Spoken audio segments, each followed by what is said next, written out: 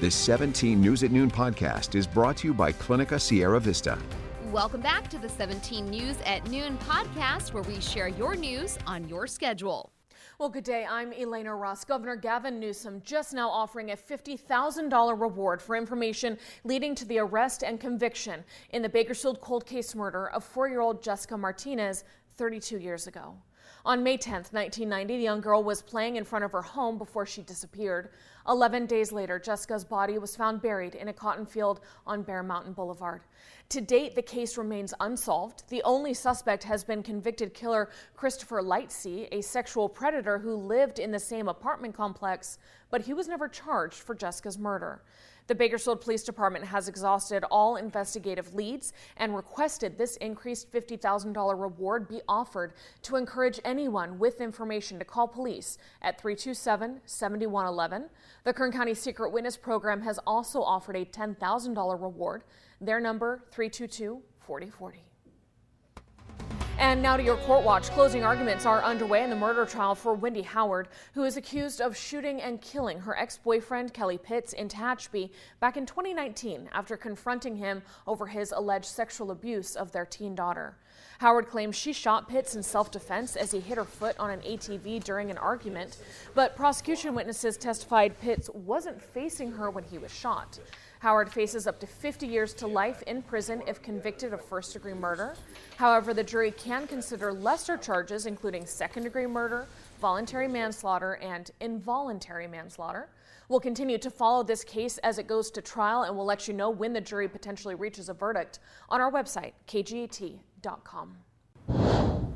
What was originally reported as a Tesla battery fire turned out to be a crash as the California Highway Patrol confirms a Tesla driver was speeding southbound on Outlet Drive when they lost control and crashed into a block wall.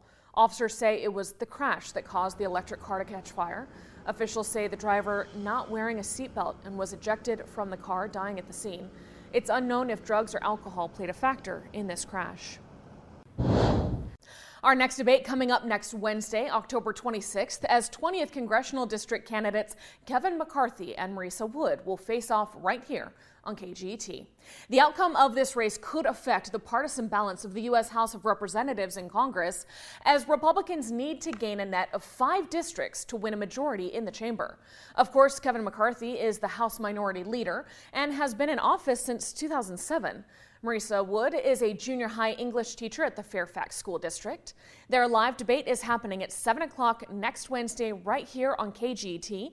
If you have a question you want to ask the candidates next week, send us an email to 17news@kget.com and type "question for the candidates" in your subject line. Well, in business news, Bolthouse Properties broke ground on a new retail and community gathering space at Belcourt Village, Seven Oaks. It's called The Point at the corner of White Lane and Buena Vista Road. Belcourt Village is currently home to a Starbucks, and it'll soon be home to 2 local tenants, Pilates Bar and Electric Cycle Studio, who are gearing up to open their doors before the end of the year.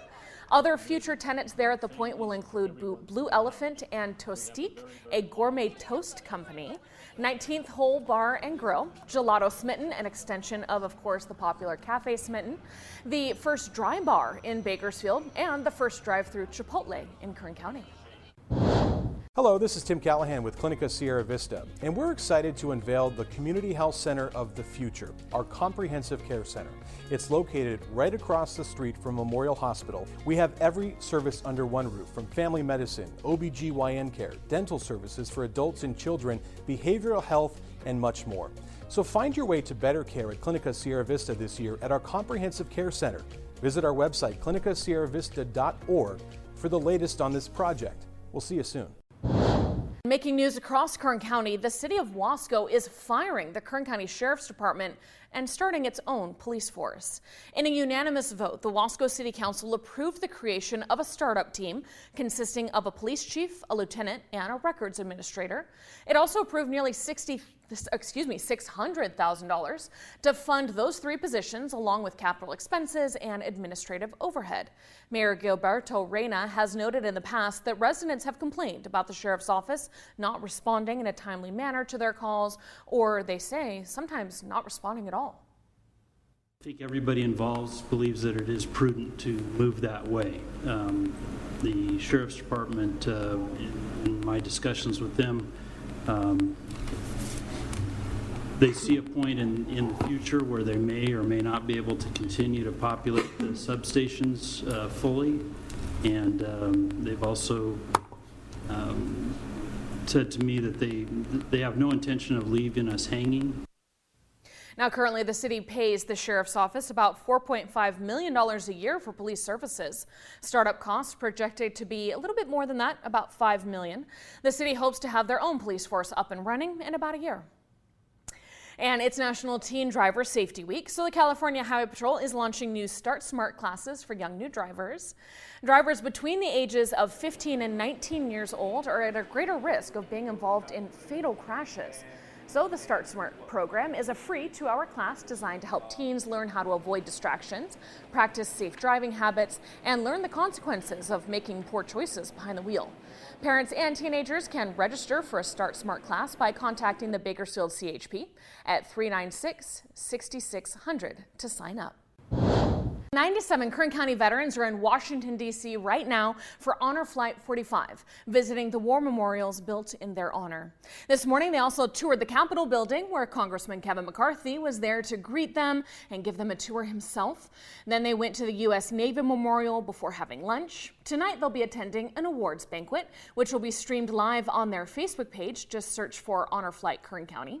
The vets and their escorts then return home tomorrow night, and the community encouraged to be there to welcome them home with posters and banners at Meadows Field as they are scheduled to land at 6:15 p.m. Organizer Lily Marsh says these coming home celebrations are a way to make up for a less than warm welcome many of these veterans received when returning home from their service tours. And now to your Health Watch. Mental health is an issue that we're trying to talk more about here at CB17. And while many people are dealing with depression and loneliness at record high levels, we're trying to find some solutions. Of course, it's important to have a good group of family and friends to support you, but new research is suggesting that it's just as important to talk to strangers and coworkers in the office. Scientists at Harvard University calculating the social portfolio of more than 50,000 people and finding that those who interacted with a wider range of people reported greater well-being.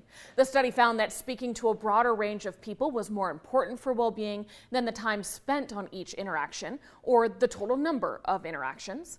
Having a diverse social portfolio was an even better predictor of happiness than being married, they discovered. Isn't that interesting?